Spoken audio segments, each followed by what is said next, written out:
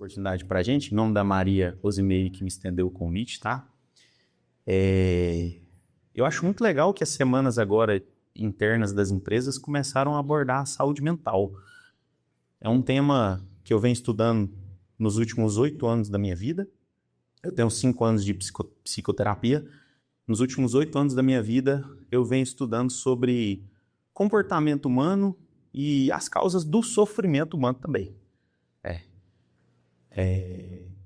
É notório os noticiários, né? Quem acompanha um pouco das pesquisas vê que a curva de ansiedade, depressão e suicídio no mundo tem se acentuado bastante.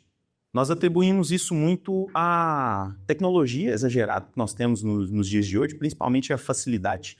A era do consumo que a gente vive hoje é uma era muito fácil de adquirir as coisas. E, em contrapartida, talvez nós tenhamos nos esquecido um pouco de cuidar da nossa saúde física e principalmente da nossa mente.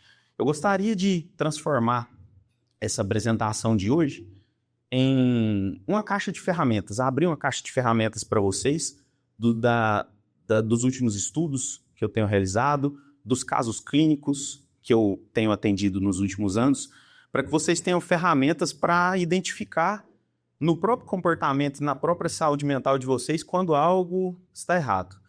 Porque muitas vezes a gente, eu falo muito isso assim, né? Principalmente o homem, ele é um ser mais turrão. A gente fala assim, não, eu tô bem, não tá nada bem, né? Tipo assim, não, eu consigo, eu vou seguir mais uma vez, e às vezes não tá nada bem. Quando a gente prolonga muito essa procura de ajuda, e vocês vão ver que isso em uma terapia, isso é muito trabalhado. É muito bom a gente trabalhar algumas dores. Tem aquele estigma ainda que terapia é só para quem está doente, mas isso aí é porque as pessoas elas deixam chegar em últimas circunstâncias. Mas se a gente utilizasse os recursos que nós temos hoje ao identificar uma dor emocional, tudo nasce de uma dor emocional, geralmente, e essa dor emocional não curada e não tratada, ela começa a virar sintomas para outros casos mais graves.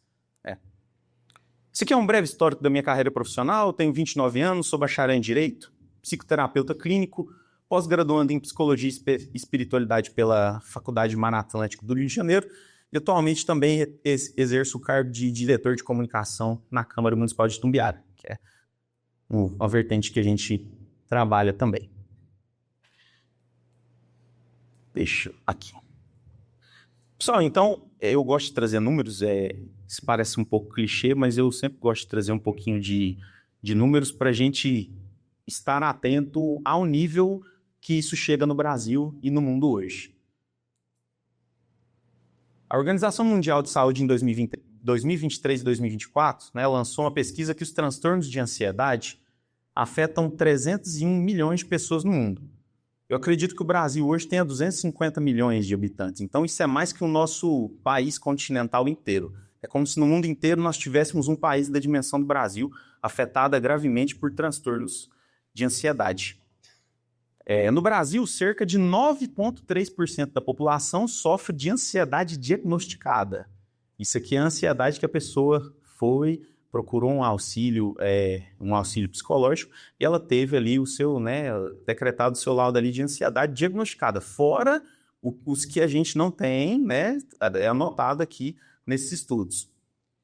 A depressão afeta ali 280 milhões de pessoas no mundo vivem atualmente com depressão, que é uma doença da alma, uma doença da nossa mente e da nossa alma.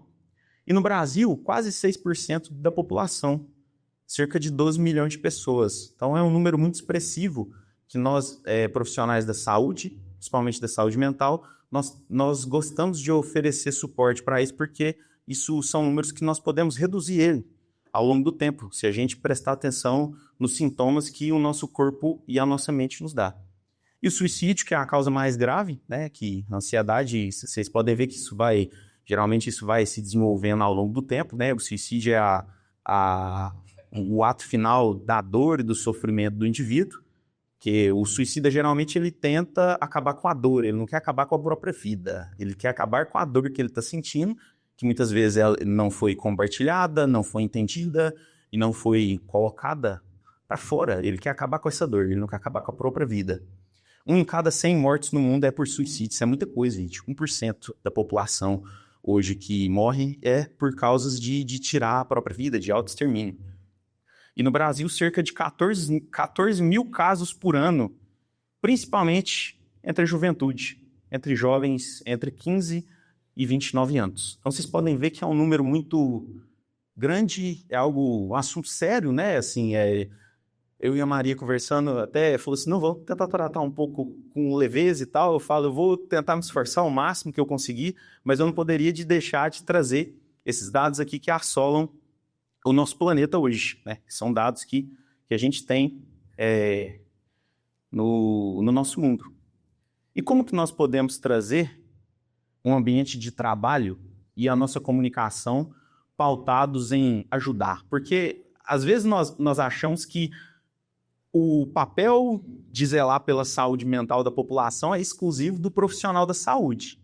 Isso é algo que acontece também. Falar, quem é responsável por isso aí é o psiquiatra, o psicoterapeuta, o psicólogo, o profissional da saúde mental. Só que tem inúmeras ações que nós podemos tomar no nosso ambiente de trabalho que é capaz de, fazendo a nossa parte, identificando, tendo aquela responsabilidade emocional também pelo nosso colega de trabalho, existem inúmeros fatores que nós conseguimos aplicar nas nossas vidas, dentro da nossa casa, na nossa família e com os nossos companheiros de trabalho, para que a gente consiga também fazer parte dessa ação para reduzir esses números que eu acabei de colocar. Uma das coisas que eu gosto muito de trabalhar em empresas com muitos colaboradores, é a questão do ambiente de trabalho e a comunicação, gente. A comunicação, o jeito que nós falamos, o jeito que nós nos reportamos, que o superior se reporta ao seu colaborador direto, que o colaborador se reporta ao seu colega de trabalho na mesma hierarquia. O feedback da palavra, ele tem um peso muito forte, que é através da palavra, muitas vezes, que as maiores contendas e as maiores rixas das nossas vidas se iniciam. A capacidade da comunicação, que muitas vezes eu já resolvi algumas contendas em ambiente de trabalho que eu falei a mesma coisa que o outro colaborador queria falar, só que o meu tom, a minha impostação de voz e a maneira que eu levei o feedback foi totalmente diferente. Então, eu comecei a trabalhar nessa comunicação pautada em diálogo, cooperação, respeito e, principalmente, não agressividade. Nós não somos inimigos de trabalho uns dos outros, né? Se vocês pararem para pensar bem da verdade, talvez nós passemos mais tempo com os nossos colegas de trabalho, com a nossa equipe de trabalho, do que muitas vezes com a nossa própria família. É um tempo gigantesco que nós despendiamos no trabalho, na terra, e às vezes nós passamos mais tempo com os nossos companheiros de trabalho, até mesmo do que a nossa família. Como é que eu não vou tratar uma pessoa dessa bem? Qual o sentido existencial de eu tentar prejudicar alguém que eu convivo com ele tanto tempo na minha vida? Pautado nisso, o Marshall Rosenberg, é um psicólogo americano, ele criou um livro excepcional. O livro chama Comunicação Não Violenta. Foi um best-seller da comunicação que muitas pessoas hoje utilizam. Eu indico muito a leitura desse livro. Esse livro me ajudou muito.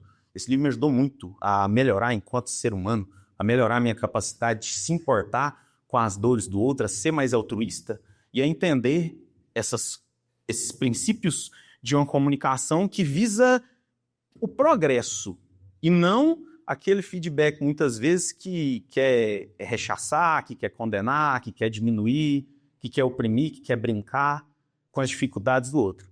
Então, a comunicação não violenta, desenvolvida por Marshall Rosenberg, é uma metodologia que promove diálogos mais claros, empáticos e respeitosos. Seu foco está em observar sem julgar e expressar sentimentos, reconhecer necessidades e formular pedidos claros. Porque enquanto comunicador, eu entendi algo na minha vida que fez muito sentido para mim. Quando eu não conseguia repassar a mensagem, quando o outro não conseguia entender o que eu estava dando de feedback ou falando, a culpa geralmente não está no outro. A culpa está na maneira que eu estou verbalizando e expressando aquela ordem, ou aquele conselho, ou aquele pedido, ou qualquer coisa que seja que nós usemos para nos comunicar. Comecei a pensar nisso na minha vida com mais estado, e falei, cara, acho que o erro está em mim. Às vezes, dentro de casa, eu sou pai também, né? Tenho um filhinho hoje com 1 ano e 5 meses de idade, já sou casado há 7 anos. Até mesmo dentro da minha família, eu comecei a olhar e falei, cara, se eu não estou sendo entendido, o problema está na maneira que eu estou me expressando e me comunicando. E quando a gente abre mão da agressividade, né? Como já baixa as armas, né? A gente fala muito assim, não, calma, vamos conversar, deixar as armas no chão. Só. Aí a gente consegue ter uma comunicação efetiva, seja na nossa família ou no nosso ambiente de trabalho. Ao priorizar a escutativa e a empatia, a CNV diminui desentendimentos e cria um espaço de confiança mútua. A gente precisa muito de ter a confiança das pessoas que nós trabalhamos, até para que nós possamos ser ouvidos. Hein?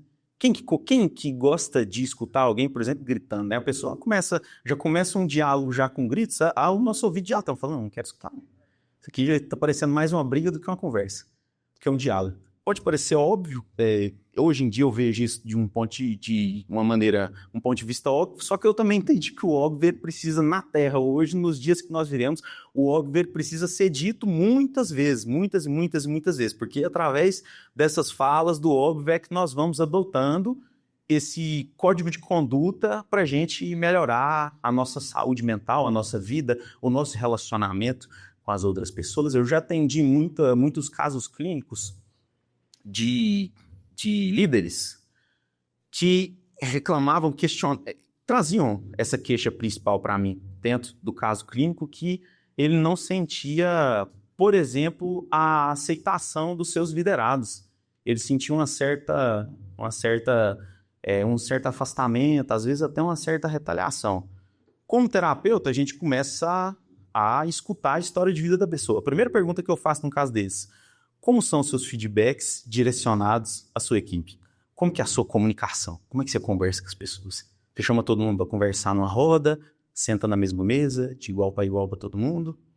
Ou você já anuncia, assim, pega esse problema aí, é seu, você resolve ele, me traz ele resolvido e eu não tenho diálogo com a comunicação.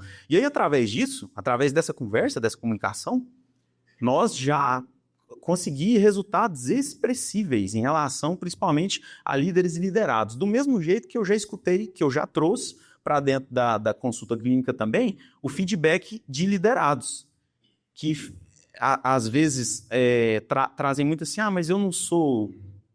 as minhas opiniões talvez não são valorizadas, não são levadas a sério. Aí eu pergunto, como que você está se comunicando? Você está levando isso como alguém que é um feedback construtivo?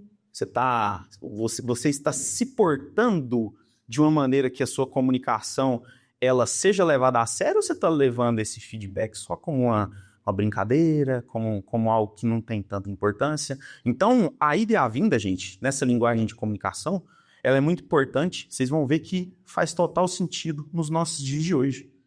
Que hoje nós trabalhamos, né? Embora a tecnologia, os avanços dela sejam gigantescos, imensos, na nossa vida, principalmente com o avanço da inteligência artificial, nada substitui o papel humano nas relações humanas. Nada substitui o papel humano nas relações humanas.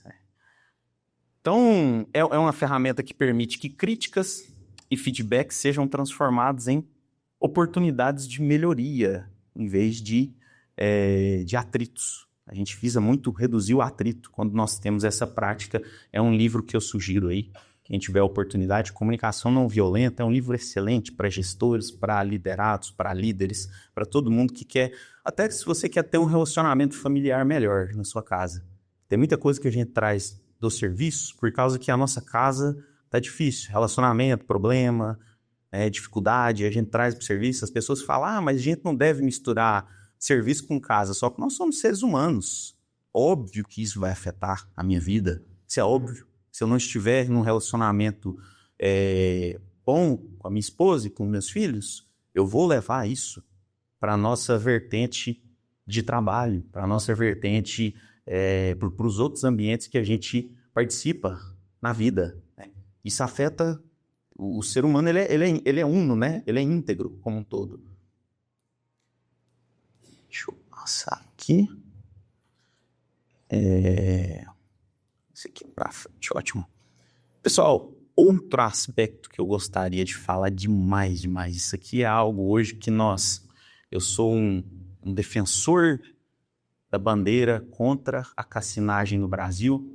Mesmo que o nosso Congresso lá tenha feito algumas CPIs, eu acredito que tem algumas leis que tenham passado no Brasil aprovando a legalidade das casas de aposta no nosso país. E eu não poderia vir em um Congresso de saúde mental falar de saúde mental para trabalhadores sem falar dos cassinos online. Os famosos tigrinhos da vida, a quantidade de casos que eu atendo em relação à compulsão hoje por bets e apostas online é gigantesco, Eu falava antes da nossa palestra começar aqui recente, eu atendi um rapaz, trabalhador muito honesto, e ele chegou me relatando essa dor. Qual que é a sua queixa principal? Ele falou, cara, eu sou compulsivo em apostas. Eu já perdi um carro de 70 mil reais, eu tive que trocar meu carro quitado de 70 mil reais, eu tive que pegar um carro de 15 mil reais para quitar dívidas que eu tinha por causa desses aplicativos aqui. E aí o Congresso brasileiro, o Senado, vai lá, me aprova para arrecadar mais imposto, que eu sou totalmente contra. Se vocês verem nos Estados Unidos, casas de apostas a lei já é projetada para dar errado. Casa de pôquer, como é cada província, cada estado nos Estados Unidos que aceita, a gente uns 5% só que aceita você acessar uma casa de pôquer do seu computador. Se você quiser acessar, você tem que usar VPN, você tem que mascarar o seu endereço de rede para você conseguir acertar. Tudo proibido, tudo vetado. É a maior burocracia para você abrir um cassino físico, é um burocrático pra caramba, é muito burocrático, e os online nem se fala. O que acontece aqui? Sinta-se à vontade, eu vou fazer uma pergunta, sinta-se à vontade se vocês quiserem levantar a mão para essa pergunta que eu vou fazer aqui agora. Quem já perdeu aí, já colocou pelo menos 50 reais em uma casa de apostas dessa para brincar, para ver, nossa, como é que é? Quem já colocou pelo menos 50 reais? Se você se sentir à vontade para levantar a mão, eu fico satisfeito. Se você não quiser também, tá tudo certo. Perdi foi mais, né? Geralmente é sempre pios. Pessoal, o que acontece? O jogo, né? O cassino, o slot, a premissa principal dele era você gastar um dinheiro que você gastaria com lazer.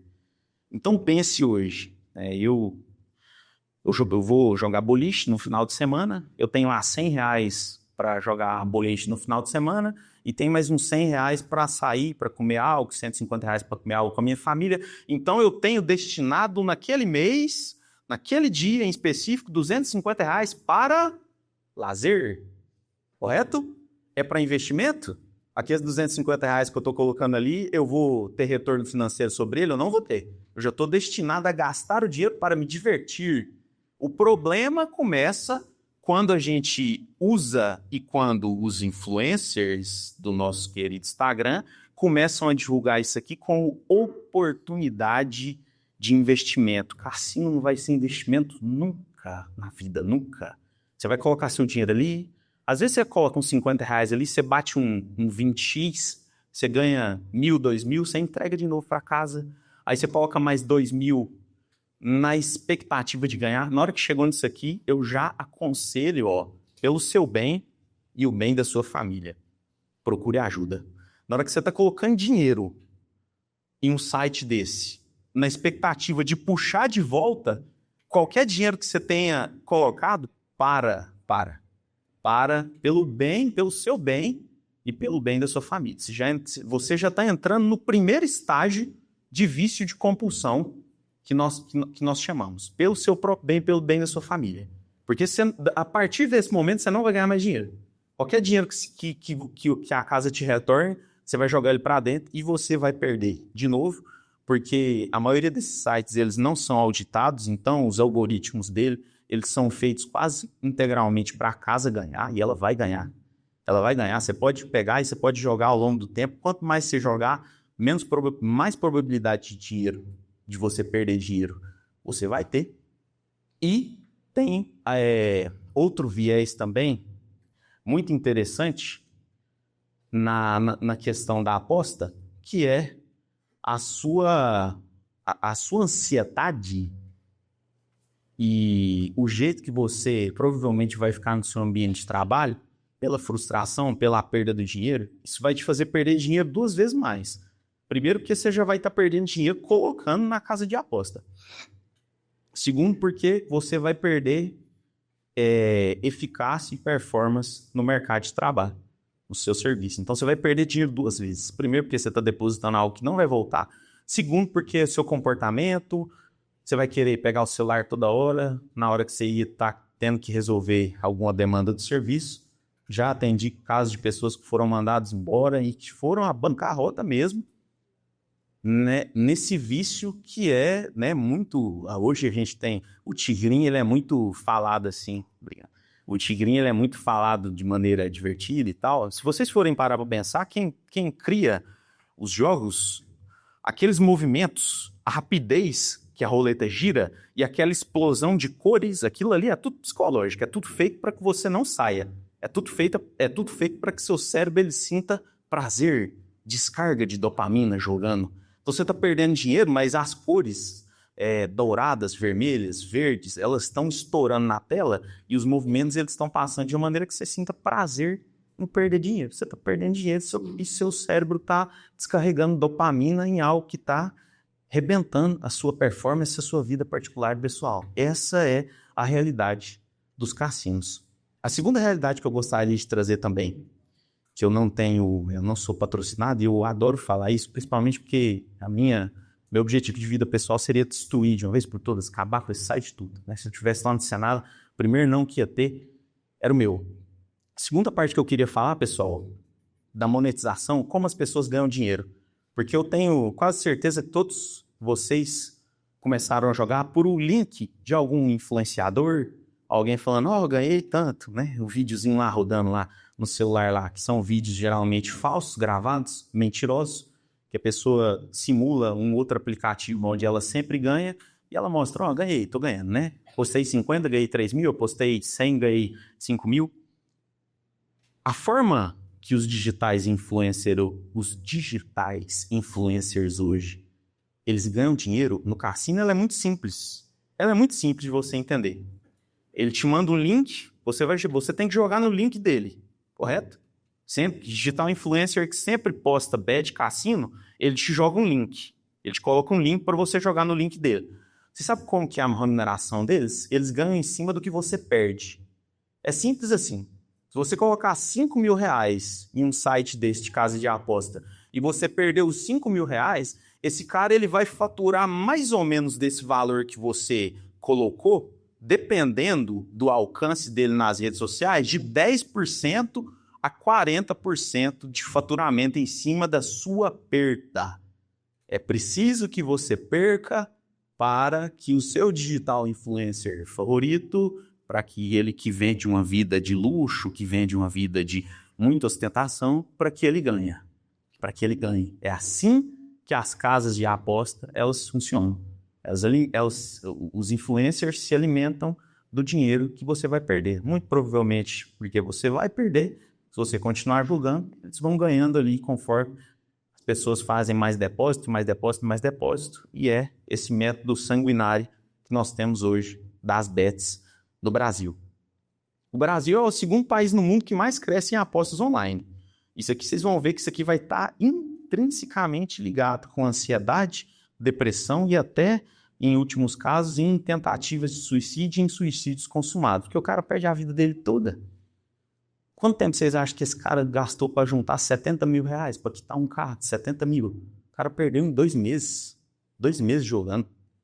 Como que você vai falar que isso não prejudica a vida da pessoa? A pessoa trabalhou a vida inteira para comprar uma casa, para comprar um carro, para ter algumas conquistas materiais. Em 30 dias, 60 dias, ela entrega 1/3, metade do patrimônio dela para uma casa de aposta. Estima-se que 10 milhões de brasileiros já tenham se envolvido com jogos digitais de azar. Consequências: endividamento, ansiedade, depressão, impacto direto na produtividade de trabalho. Até família, gente. Tem uma pesquisa da CNJ que aponta que 40% dos divórcios no Brasil tem como agravante vícios, de todas as formas. Álcool, jogos, drogas, ou também os excessos de tecnologia, né? Os TikToks da vida que tudo foi projetado para que a gente não saia. Eu gosto de falar isso porque por trás desses aplicativos de redes sociais hoje, tem muito estudo de psicologia envolvido. Os caras simplesmente pegam os aplicativos e falam assim, tá, qual que é a nossa meta? A nossa meta é reter audiência? O que a gente precisa fazer para reter audiência? As coisas têm que ser mais rápido. Vocês podem ver que a barra de rolagem do TikTok ela é infinita. Se vocês pegarem a barra de rolagem do aplicativo TikTok e vocês rolarem para cima, vocês vão ficar ao infinito. Vocês vão ficar 80 dias girando ali e não para de aparecer conteúdo. Não para, porque foi feito... O aplicativo foi desenvolvido não com vieses de saúde mental. O aplicativo foi desenvolvido com viés de retenção. Foi programado para você não tirar o rosto da tela do celular. Tudo psicólogo. Tem psicólogo, tem estudante de psicologia do comportamento humano que ajuda a desenvolver esses aplicativos. O negócio foi feito para fazer a sua vida ser disfuncional. A maioria desses aplicativos hoje de retenção, eles foram criados para tirar a funcionalidade existencial do ser humano. A grande verdade é essa. Como eu não sou patrocinado por nenhum deles, eu falo isso, né, com o coração tranquilo e em paz. E aí nós entramos também naquela questão do ciclo vicioso. Perde dinheiro, automaticamente algum estresse, alguma dificuldade na vida que a gente sanaria ela entrando de encontro com os nossos problemas, né? Assumindo, acho que a minha mente está um pouco doente, eu preciso de ajuda, né? Aí a gente foi em jogos e apostas, consequentemente dívidas, né? Família é algo que vocês sabem que é. Família é difícil, gente? Família é fácil de gerenciar? Não é, né? E família com pouco dinheiro ainda, com dívida extrema, aí que é difícil mesmo. Aí é impossível, eu diria, dependendo dos níveis de endividamento que a gente chega. Que geram mais problemas familiares, que geram mais estresse, que geram mais fugas em vícios. E esse é um ciclo aqui vicioso que eu, pelo menos, eu tento ajudar bastante as pessoas que nos procuram no nosso consultório para vencer isso aqui. Falando disso tudo, pessoal, eu gosto muito de trazer para as empresas o conceito de autorresponsabilidade. Isso foi algo que, falando enquanto Arthur, enquanto pessoa mesmo, enquanto personalidade, isso aqui me ajudou muito. Me ajudou a crescer enquanto pessoa, a crescer enquanto empreendedor, a melhorar a minha vida, a melhorar as minhas finanças, a ganhar mais dinheiro. Isso aqui me ajudou muito. Não apenas a empresa, mas cada trabalhador é guardião de seu ambiente familiar e de trabalho. Isso aqui é muito importante, porque de nada adianta, às vezes, a STEMAC promover uma semana sobre acidente de trabalho, saúde mental, se a gente não fazer a nossa parte. É importante. A gente tem que fazer a nossa parte enquanto pessoas. Já teve caso por exemplo, caso de eu atender. Às vezes, eu atendo muito, majoritariamente, homens, né? 70% dos meus pacientes são homens. E a pessoa chegar com a dor principal de problema familiar. Quando a pessoa chega com a dor, eu gosto de fazer algumas perguntas. Eu falo, cara, como é que tá o tratamento com a sua esposa? Mas é só briga, é só gritaria, ninguém se entende. Tipo assim, aí eu começo a... É aquele tipo de pergunta, às vezes, que me envergonha, mas eu falo assim, você sai de casa, você dá um beijinho no rosto dela, você fala que você ama, você vai fazer você vai pro seu serviço, pra sua rotina diária, você faz esses pequenos gestos? Não tô fazendo nada. Eu falo, como é que a gente quer uma casa boa, um ambiente de trabalho bom, se eu não faço a minha parte? A empresa é responsável por fazer tudo. Não tem como.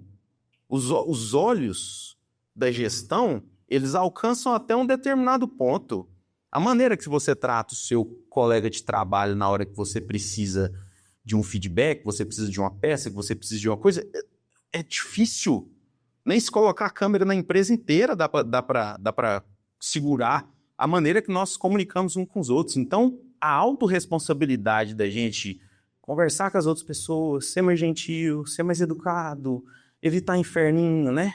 Eu falo muito assim, eu falo muito com meus pacientes, eu falo, cara, você quer resolver 70% dos seus problemas do trabalho? Aprende a ser um baú.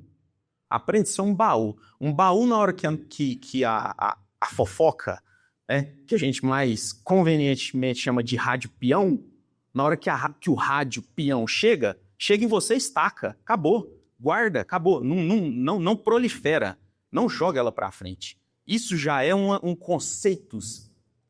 Eu não consigo colocar em números de performance o quanto que a gente conseguiria viver melhor enquanto pessoas, enquanto empresas, enquanto trabalhadores, só de não repassar notícia triste ou fofoca da vida do outro para frente. Baú, chega em você a notícia, estaca, acabou. Em mim chegou, acabou. Nada passa para frente, nada. Só se for para enaltecer a personalidade do outro. Só se for para falar bem, para dar um feedback legal, para dar um feedback construtivo. Se for para denegrir a imagem de alguma pessoa, se for para violentar a imagem da outra pessoa, nada passa. É um filtro, eu aderi isso para minha vida. Eu sou um baú em filtro e sistema. Até mesmo porque a terapia também, por ética da profissão, eu não posso, né, passar nada do que os meus pacientes falam para mim na frente. Eu posso usar como caso de estudo, sem revelar nomes e nada. Então, eu aprendi a ter isso na minha vida. Vocês podem ter certeza que isso foi uma ferramenta de alta performance imensa, imensa, imensa, né? Baú. Notícia chegou, se for denegrir a imagem da outra pessoa, acabou. Pum. Chegou, morreu o assunto. Não tem por que eu ficar prolongando coisas que não vão me agregar nada e não vai agregar também na vida das outras pessoas. Então, cada trabalhador é guardião do seu ambiente familiar, do seu ambiente de trabalho. O que nós trabalhamos na terapia é isso, cara. Eu quero colocar a responsabilidade na sua mão de volta. Porque talvez você chega no meu consultório com tanta dificuldade, com tanto problema, e às vezes você esquece que você também pode ser responsável por resolver eles. Você pode ser responsável por ter uma família mais feliz, por ter um ambiente de trabalho mais feliz, por ser querido pelos seus companheiros de trabalho, né? Não ser aquele tipo de pessoa que você chega, todo mundo espalha. A pessoa geralmente que ela faz intriga demais com a vida das outras pessoas, tem um grupo de amigos assim, você chega, a galera faz ninguém quer ficar perto. Atrás de vida, e quem quer ficar perto com alguém que só atrasa a vida das outras pessoas? Então isso é um feedback que eu sempre coloco nas nossas consultas. Pequenas ações são muito válidas na nossa vida e rotina diária. Escutar ativamente, evitar agressividades, cuidar da própria saúde mental e, principalmente, gente, pedir ajuda quando vocês acreditarem que vocês estão em algo que sozinhos vocês não conseguem resolver. Pedir ajuda. Talvez eu só esteja aqui hoje falando sobre saúde mental porque 5, 6 anos atrás eu passei um quadro de burnout com extremo estresse e depressão e eu só consegui melhorar quando eu falei, cara, eu estou doente, eu estou doente. Daqui para frente eu não consigo resolver a amplitude e a dimensão dos problemas que eu criei sozinho. Aí eu procurei uma terapia, olha só que legal.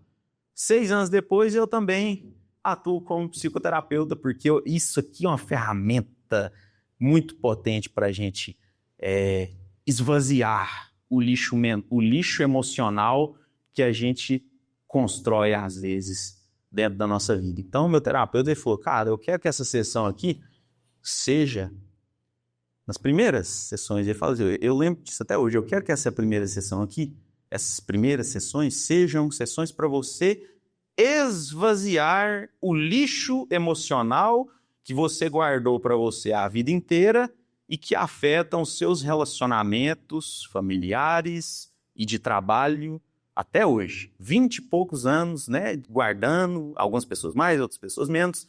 Use essas sessões para você se esvaziar o lixo emocional. Eu falei, não, tá bom, então vamos falar aí? Fala, né? Fala, puxa lá no passado, aí você vem, fala de família, fala de relacionamento de pai e mãe, fala de relacionamentos que você teve ao longo da vida, fala aí a hora da terapia, né? A hora da terapia é a hora de você falar. A rádio peão, ao invés de você fuxicar na empresa, mas você viu como é que fulano faz negócio? Não, isso leva pra terapia. Lá na terapia você fala, você solta tudo que você achar, do jeito que a sua mente concebe, da maneira que você achar melhor, aí lá você consegue ter um auxílio de alguém que estudou para te ajudar e você não traz, né? Você não vira aquela maçã podre dentro da empresa contaminando as outras pessoas, às vezes, a perder performance pelo seu estado emocional. Isso fez muito valor para mim. Comecei a ser um profissional melhor, comecei a entender melhor meus liderados, atuo hoje no papel de líder também, né?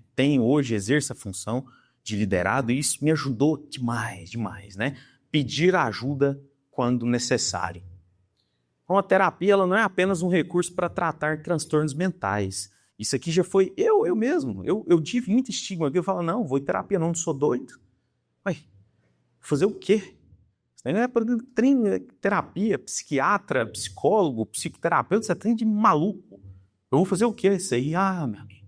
Tivesse sido mais cedo, tivesse sido quando eu tinha 16, 17 anos ali, você já começa a fazer, nossa senhora, a vida da gente vira outra coisa se a gente estiver disposto também, se a gente estiver disposto a melhorar, se a gente estiver disposto a escutar conselhos e melhorar.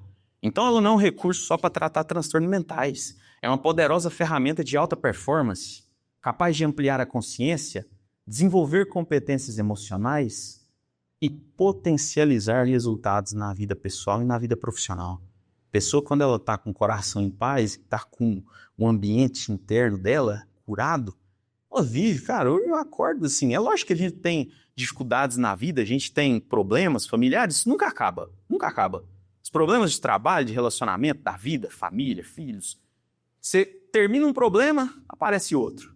Aí você finaliza um problema, aparece outro de novo. Só que se você tiver com o seu interior, se você tiver esvaziado de lixo emocional, você consegue ter uma vida de alta performance para resolver esses problemas. É diferente se a gente ficar só guardando, né? Isso é algo talvez que é uma mensagem que eu gostaria muito de trazer para vocês, pessoal. E uma vez eu escutei uma frase que fez muita diferença na minha carreira. A pessoa me perguntou assim, o que é tempo para você? Durante muito tempo, muitas fases da minha vida, eu atribuí tempo ao dinheiro. Eu falei, cara, tempo é para monetizar. Eu nasci em uma família menos abastada financeira, então tempo para mim é para mim ganhar dinheiro. O tempo para mim é dinheiro, é monetização. E eu levei isso na minha vida uns 20 e poucos anos, até eu cair nesse quadro que eu falei para vocês, de uma depressão e um burnout profundo. E aí eu ressignifiquei o que significa tempo. Para mim, hoje, tempo não é só dinheiro, não, gente. Tempo é vida. Tempo é vida, né? Vida. A nossa vida na Terra ela é muito breve, para que nós possamos não melhorar enquanto seres humanos. Então, o dinheiro também é. Não vou ser hipócrita de falar que as finanças elas não fazem parte hoje da minha vida, mas não é só. Né? Tempo, para mim, hoje é vida. E a vida é hoje. O que você faz hoje pode transformar o seu amanhã. Pedir ajuda não é sinônimo de fraqueza ou de vulnerabilidade. Pedir ajuda é um ato de humildade e coragem. Pessoal, eu queria agradecer muitíssimo o tempo de vocês, tá? Ter alugado o tempo de vocês nessa manhã hoje. Eu acredito que é um assunto que eu tenho muita felicidade em trazer Desejo tudo de bom na vida de todos vocês. Se vocês precisarem de ajuda, vocês sabem que vocês têm a quem procurar, tá? Muito obrigado e fiquem todos com Deus.